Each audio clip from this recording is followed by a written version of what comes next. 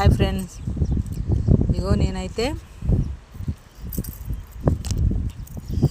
ఏడుకి వచ్చిన అంటే శల్కలకు వచ్చిన.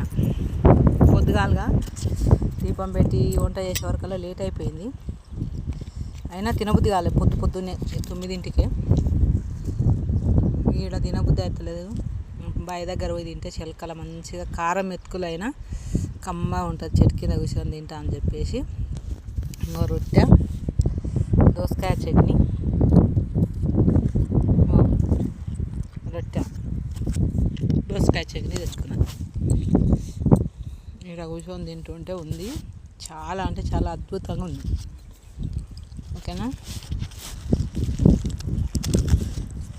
ఇంటికాడ తినబుద్ధి కాదు. అదే కారం అయినా సరే చిలకలకు తెచ్చుకున్నాం అనుకో కమ్మగా తినబుద్ధి అవుతుంది. ఏమంటారు ఫ్రెండ్స్, నిజమా కాదా? అదే వీడికి తెచ్చుకొని తింటున్నా. రొట్టె అంటే మస్తు ఇష్టం. నాకోసమే 4 రొట్టెలు ఎక్కువ చేస్తాను.